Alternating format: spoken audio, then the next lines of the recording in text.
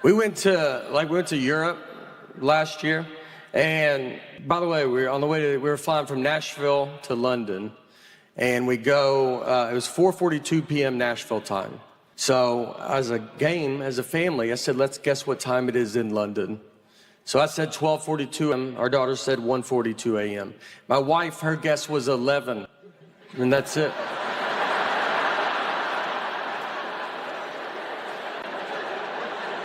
Yeah, she didn't say the 42. And I was like, just say the 42. And she goes, you know what I mean. I go, I know, but just show her daughter you know what a normal person would say. That started a pretty big fight.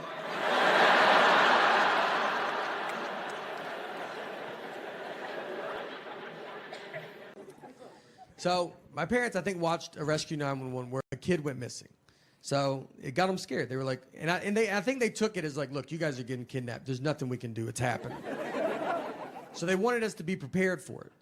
So instead of like, I don't know, self-defense, give us a gun, I don't know, something. What they did was like, you know, you always hand out flyers if a kid goes missing. They were like, let's just get that flyer ready. We'll just do that, you know? So kid goes missing, they always have a flyer. They put a picture of the kid and all the information below the flyer. So the height, weight, eye color, all that stuff. So instead of making a flyer, what they made us do was we wrote on a piece of paper our name, height, weight, eye color, and then we just held it up against the wall, and they just took picture of us. So the picture is us holding our own information. And they said, well, when the cops are like, hey, let's get a flyer ready, we're gonna be like, well, we've been rooting for this to happen. We already have one made. And they're like, we'll give that to the police. Which, if we would have been kidnapped, my parents would be in prison right now. No one's going to believe you pre-took pictures. I mean, they're going to just look at this and be like, all right, just tell us where the kids are at. That would be the easiest thing to do. I've never seen this ever. They had to go get that printed at Walmart, too. You couldn't do that at home. You had to go show people that easy. We walked in Walmart, and the guy was probably like, hey, do you think I could talk to your kids by themselves for a little bit? I'd love to just chat with them. I've been doing these drive-in shows, these movie theater shows, and my buddy Nick Novicki's been with me, and Nick's a little person, very fun. We started comedy together. It's very fun to be friends with. He very easy to trick. We were once at a coffee shop, and I was sitting near us with a big husky dog, and Nick just goes, hey, you think that's a wolf? And I just said, yeah, I do think it's a wolf. They just passed a law that if you can catch a wolf, you can have it as a pet. And he goes, should I go ask him about it? I was like, I mean, absolutely, you know? I mean, he wants to talk about it. That's why he brought that wolf out here. And I watched him walk over to him and just go, excuse me, is that a wolf? And the guy, I mean, he didn't really know how to answer it. He said, what? I mean, you think I brought a wild wolf to this coffee shop? And the wolf's just being cool about it? It's not losing its mind right now? We took a trip to Florida, to Fort Lauderdale. And her and our daughter are flying from Nashville, where we live. And I'm flying from Detroit. We're meeting at Fort Lauderdale's airport. I have to find them when they land. So I called her, because I was about to take off, and I was like, all right, what time do you guys leave? She goes, noon. And it was 11:30, and they're still at home. I was like, Laura, I don't know if you even know what an airport is. But if that plane was in our driveway, I don't think you could make it.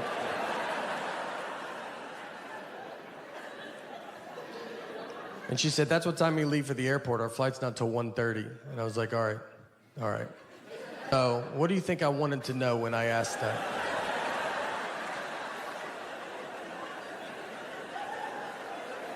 Is that what you thought the best time you could give me was a time that means nothing to nobody? What time did you go to bed last night? Just tell me that. I'll just look up all the planes that land in Florida, and I'll guess which one I think you're on. She said, I'm sorry I don't talk the way you want me to talk. I'm like, I want you to talk like a regular person, all right? Like you've been around people before, you know? We didn't talk in Florida, I'll tell you that.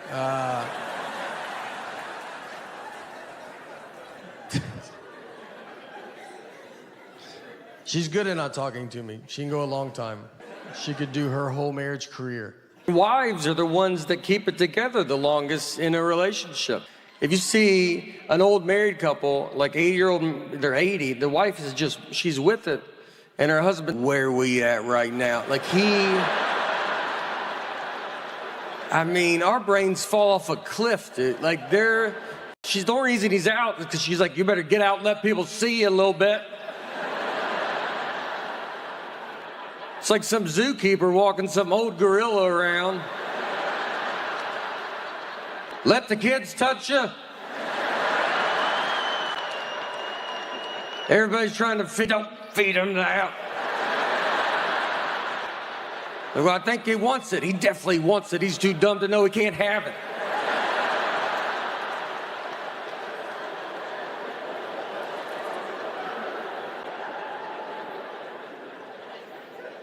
Thank you. Thank you. Thank you, everybody. Unbelievable. So I'm Nate. Pretty lazy guy. I realized how lazy I was recently. I was watching a football game, and I was sitting on my couch, and I was going to get something to drink. Right when I get up to go, one team kicked off to the other team. Before I could get back, they ran a 100-yard kickoff return, and I missed it. Like, the guy ran 100 yards before I could get 3 to maybe 4 yards. That guy also had 11 people really trying not to let him run 100 yards. I had nobody. No one cared what I was doing. When you watch sporting events, too, I feel like the commercials that they have, they're like advertising towards like professional athletes. Like, they have like running shoes. They're like, oh, you should buy these shoes. Then it shows like an NFL player like running with a tire tied to his back. And you're like, all right, well, how do those shoes look with jeans and sitting down? Because that's how I will be using them. I got to get tire and a rope. That's a lot. That's a lot you're asking. Someone gave me an Under Armour shirt. Do you know those? It's like skin tight. Like it just shows the worst parts of your body. I look better without a shirt on than with that shirt on. Just brutal. You know, like in plastic surgery, how they draw like markers on you and stuff? Like, they should just put you in that shirt and be like, obviously, you can see where we're going to go after the target areas. I always tell people I got to get back in shape, but, I mean, I've never been in shape. So, most people are like, if I can get back to my 20s, I would have to go back to 7. Like, if I could go back to when I was 7, I was killing it. For me, a good workout would be walking to McDonald's would be a great start. You know, maybe stand up and eat it, see if that does something. Instead, that MMA is a great way to protect yourself, though. I watched, here's another way, if you don't know how to fight. I watched the thing on 60 Minutes. They did this piece about buying tigers. Like, you can buy, like, if you guys want a tiger, I could get you in touch with a guy that can give you a pretty sweet deal on a tiger. 60 Minutes did this whole undercover report, and they filmed like where this guy keeps tigers, and then they interviewed him afterwards. They're like, hey, do you think it's too easy to buy a tiger in this country? And he was like, yeah, sadly it is. It's way too easy. And I was like, that was my favorite part, you know? Like, that shows why America's the best. I didn't even know you could buy tigers before I watched this. I would have been embarrassed to ask. And then I watched it, and I was like, I don't really have to jump through hoops if I want to buy a tiger. It's not an all-day thing. It's an hour. I'll be right back with our tiger. And everybody wants to get rid of guns, and what makes me nervous is, like, if you took away guns from people, those are the exact same people that will buy tigers. And that's going to be a much bigger problem.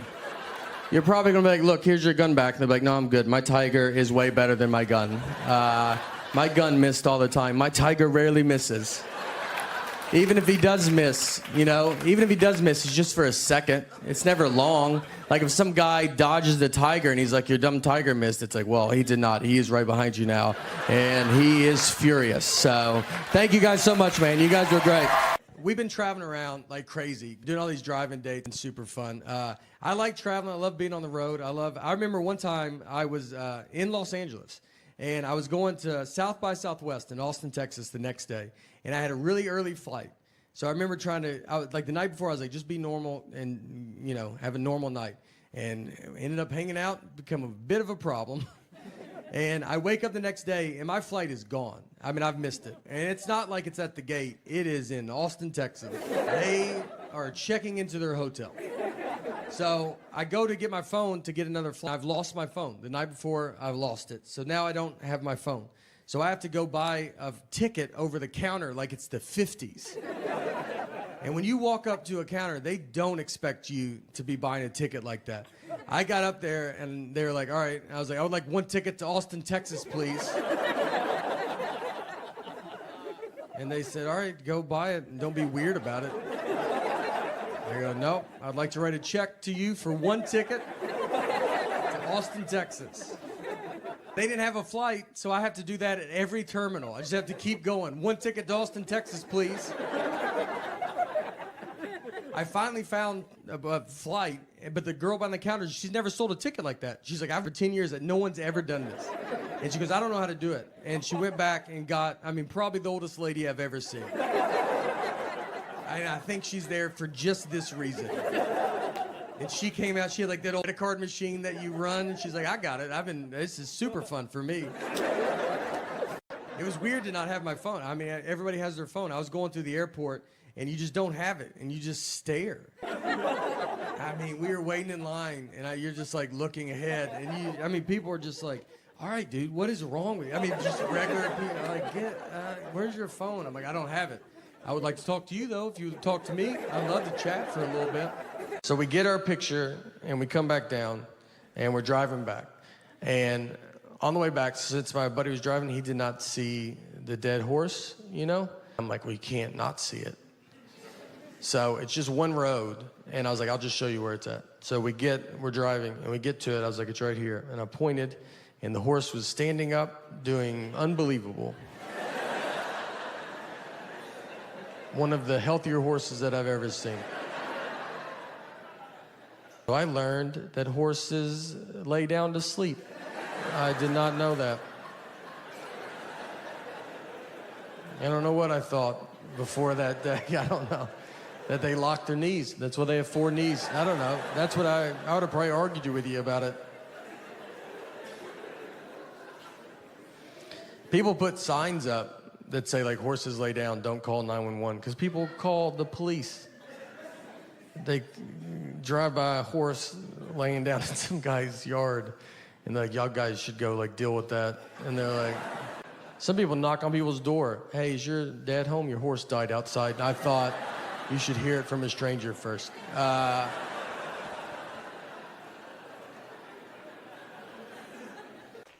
I got in trouble with my wife because, like, on her last birthday, I got her an oven.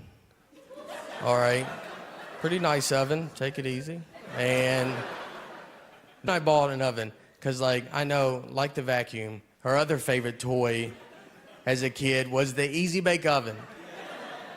So to go with her big girl vacuum, I got her.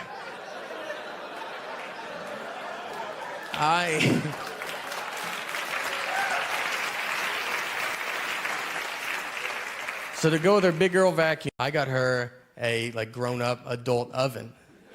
Like, there was heart behind it. Like, that's not, that's not impressive.